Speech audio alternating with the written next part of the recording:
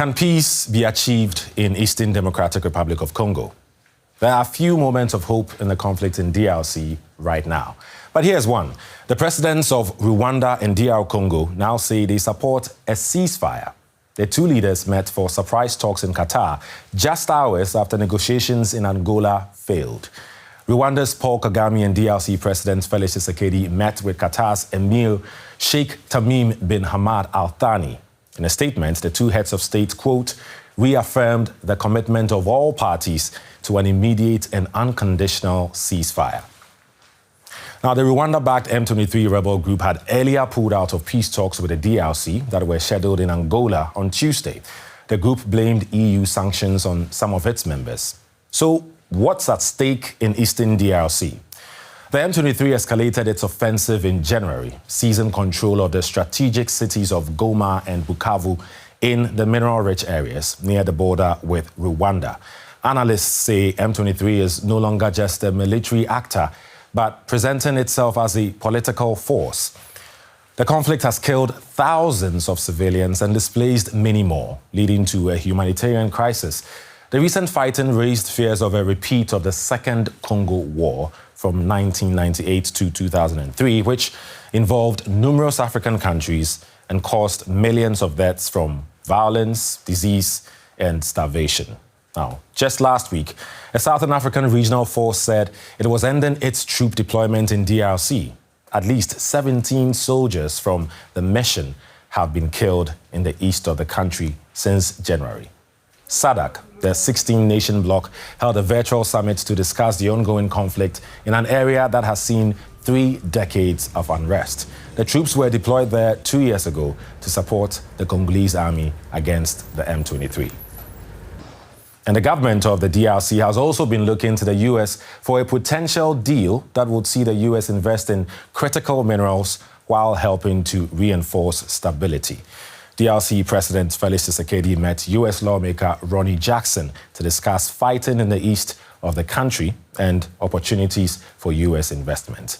Earlier, Washington said it was open to exploring critical mineral partnerships with Congo. All right, let's break this down with Congolese policy analyst Kambale Musavuli from the Center for Research on the Congo-Kinshasa. He joins us from Accra, Ghana. Hello, Kambale. Welcome to DW News Africa. So, Qatar organized a face-to-face meeting between Rwandan President Paul Kagame and Congolese President Felix Tshisekedi. Were you surprised by this meeting, or did you see it coming? I'll tell you what, I was a bit surprised. I mean, most of us didn't see it coming, but it's not surprising when we know Qatar's engagement in the region. They have billions of dollars, at least $2 billion invested in there. And the Emir of Qatar has been quite engaged since 2022 in mediating the conflict between Rwanda and DRC. So for me to see the Emir actually leading the process now, it's not surprising. The timing was actually surprising. But if we put it in the context of the meeting in Rwanda, they were supposed to be at the negotiating table and they declined. But on the same day, Paul Kagame of Rwanda was at the negotiating table for peace and stability in the Congo. So that objective has still been met. Nice to see if the ceasefire presented in the press releases will actually hold true to on the ground. Yeah, we'll talk more about what came out of that particular meeting. But you talked about the M23, and yes, they were supposed to show up in Angola. They declined. They are much more than just their Rwandan backers, right? They are one side of this conflict. So it's just really gets me to this point of what does that tell us that they backed out of the peace talks in Angola? I mean, let's look at what unfolded, right? On Monday, the European Union put sanctions on some of the political leaders of the M23, including those who are recruiting people in joining the M23. Then on the same list of sanctions, they've sanctioned Rwandan soldiers, Rwandan generals. Some of them have participated in Rwanda military operation in Mozambique. They've also sanctioned the Rwandan chair of the board for the Rwandan mines, oil and gas, and including a Rwandan gold refinery. All of them are allegedly implicated in the situation in the Congo, either through direct military support or illicit trade, right? So because of the sanctions, 23 decided not to participate.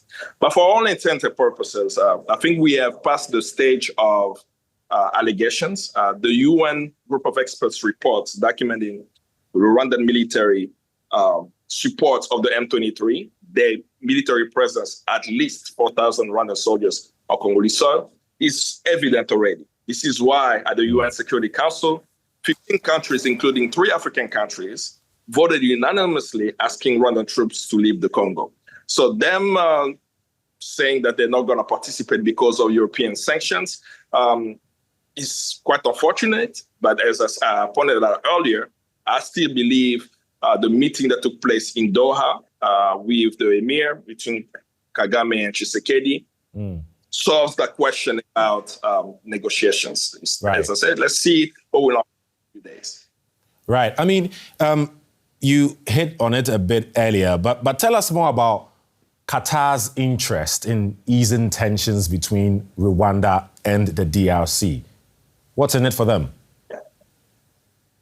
But Qatar has its largest investment in Africa in Rwanda, actually.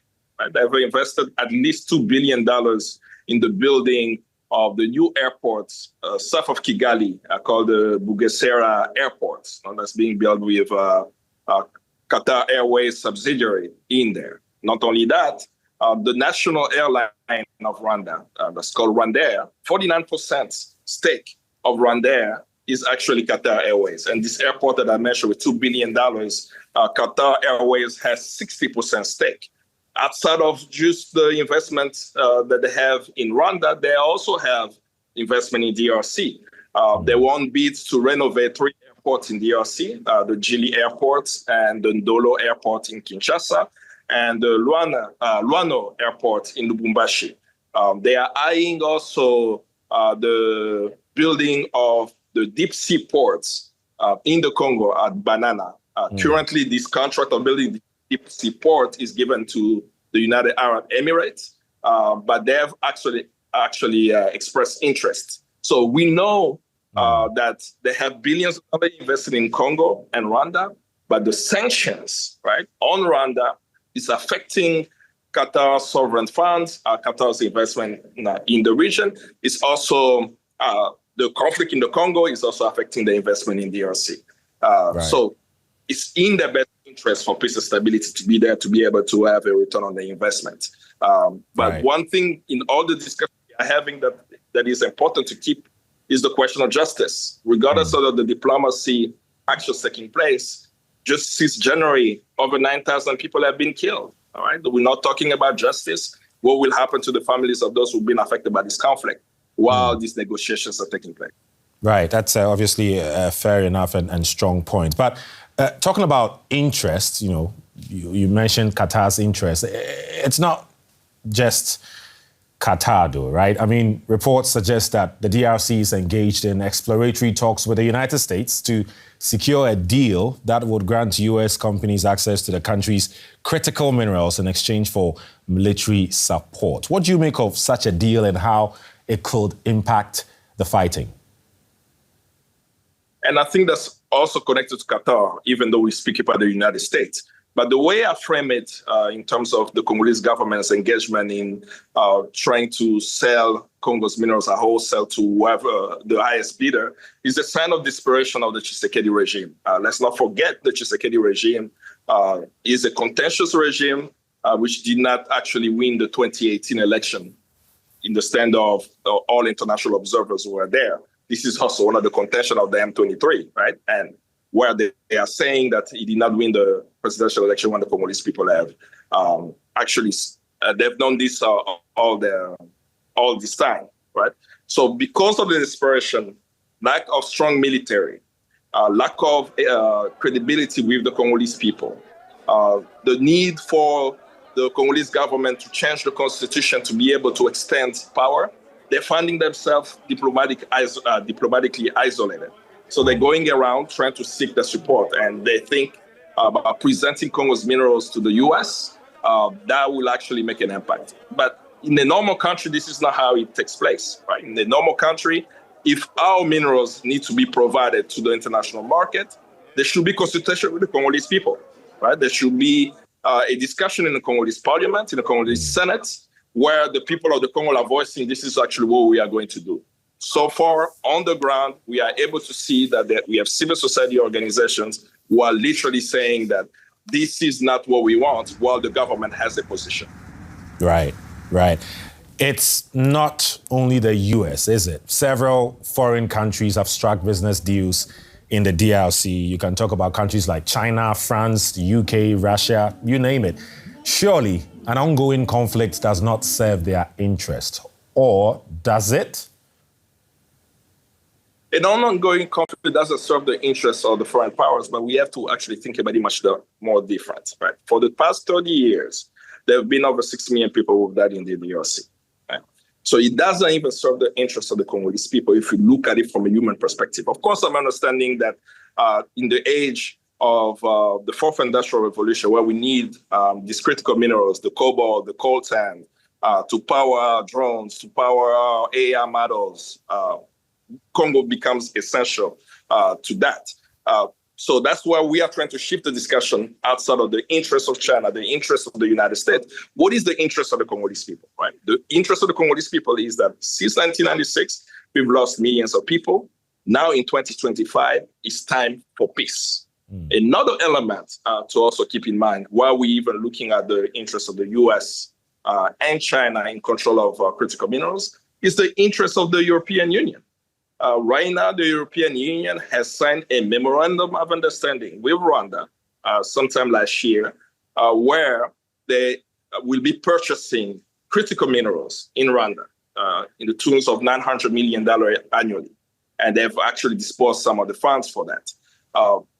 How is this deal taking place when we know that Rwanda does not have the quantity or the reserves to actually be able to honor this deal? So there is an international push to get access and control these mineral resources, which unfortunately is turning up to displacement of population, death, Holocaust proportion, while the war watches.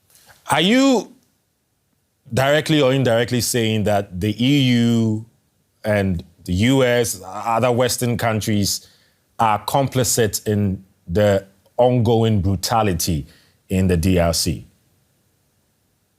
Don't quote me for it. Just look at the European Union Parliament, right? The Parliament itself passed a resolution denouncing the MOU I just referenced and calling actually for the European Union to cancel this contract, which they haven't, right? So even their own parliament have done so. Don't quote me again. The UN group of experts presented their reports to the UN Security Council, where the 15 countries at the Security Council voted unanimously to condemn Rwanda, to also call out the exploitation of Congo's resources. So we have lived it in the Congo for the past 30 years, right? We know how we have been affected by the international community.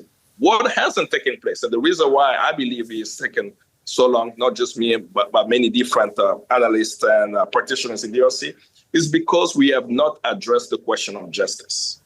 Okay. What do I mean by that? If a criminal yesterday commits crime and is not held accountable, he or she will continue to commit these crimes. The lack of accountability, the culture of impunity that has existed in the Congo has perpetuated the conflict. Right. 30 years later, we must create the framework of accountability and justice if we want the conflict to end. Right. Talking about the conflict ending, you know, it's been raging on for over a decade. So many failed attempts to bring peace. In the Qatar-led meeting, both Tshisekedi and Kagame reaffirmed the commitment of all parties to an immediate and unconditional ceasefire, as agreed earlier, at the joint EAC-SADC summit. So some would say that's positive. Is this the beginning of an end to the ongoing conflict? This is not the first time in negotiations for peace and stability in the Congo a ceasefire has been presented. We go to these meetings, there are dialogues, there are processes presented. but it keeps failing. Why does it fail? One of the things that they include in all these negotiations is amnesty for people who committed the crimes. That's why it sounds almost as a repetition of the same thing, right?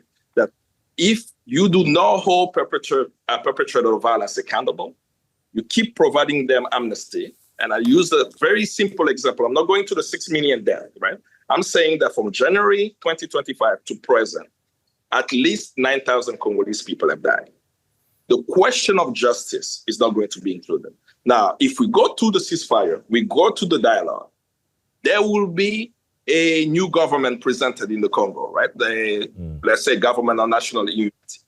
The criminals of yesterday will be wearing a suit today, and we will have recidivists. We know that already. One concrete example, the International Criminal Court found Thomas Lubanga guilty. He's a former Congolese warlord, right? He was tried at the International Criminal Court. He spent his time and was released in 2021. Yes. As we speak today, Thomas Lubanga is working with the M23.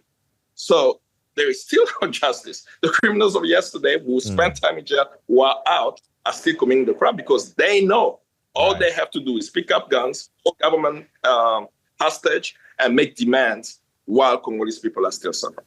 Right. Your point is very well noted. You're talking about justice, and until justice is served, you know, crimes will still be committed. Kambale Musavuli from Center for Research on the Congo-Kinshasa. Thank you very much for your insights. Thank you.